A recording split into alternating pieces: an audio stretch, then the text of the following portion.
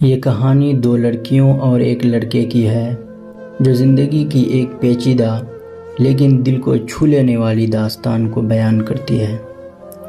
سحر اور ندا دو بہترین دوست تھے۔ دونوں کی عمریں تقریباً ایک جیسی تھی اور دونوں کا دل بھی ایک دوسرے کی محبت سے بھرا ہوا تھا۔ ان کی دوستی کی بنیاد اسکول کے دنوں سے تھی اور وقت گزرنے کے ساتھ ان کی دوستی گہری ہوتی گئی۔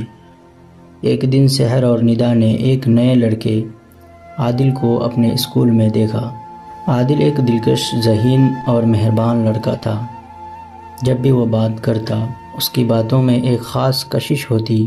سحر اور ندا نے عادل کو پہلی بار اسکول کی لائبریری میں دیکھا۔ عادل وہاں ایک کتاب کے اسٹینڈ کے سامنے کھڑا تھا اور اس کی آنکھوں میں ایک خاص چمک تھی۔ سحر نے ندا کو اشارہ کیا کہ وہ اس کے قریب جائیں اور دونوں آہستہ آہستہ عادل کے قریب پہنچ گئی۔ ہیلو، آپ یہاں اکثر آتے ہیں؟ سحر نے شائستگی سے سوال کیا۔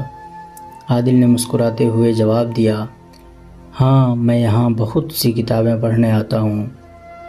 یہ ابتدائی بات چیت تھی، لیکن دونوں لڑکیوں کو عادل کی شخصیت میں کچھ خاص نظر آیا۔ وقت کے ساتھ عادل نے بھی ان سے دوستی بڑھانی شروع کی اور وہ تینوں دوست بن گئے۔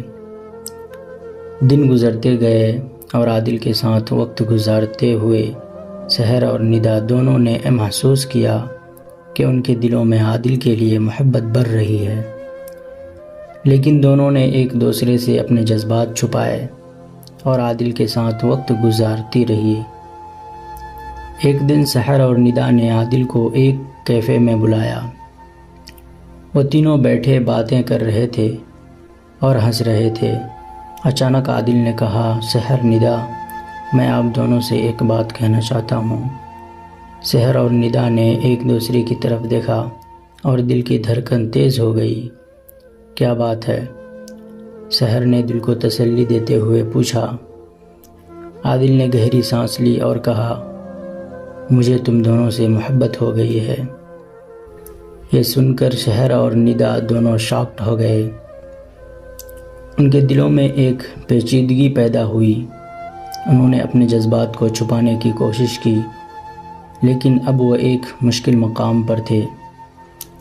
سحر نے نرم لہجے میں کہا، عادل، ہمیں بھی تم سے محبت ہے، لیکن ہمیں سمجھ نہیں آ رہا ہے کہ ہم کیا کریں۔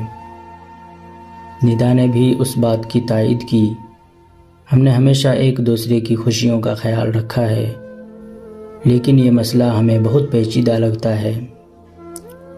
عادل نے سر جھکایا اور کہا، مجھے معاف کر دو، مجھے نہیں پتا تھا کہ یہ سب اتنا مشکل ہو جائے گا۔ ایک ہفتہ گزر گیا اور تینوں نے مل کر فیصلہ کیا کہ وہ اپنے جذبات کا جائزہ لیں گے اور فیصلہ کریں گے کہ کیا کرنا ہے۔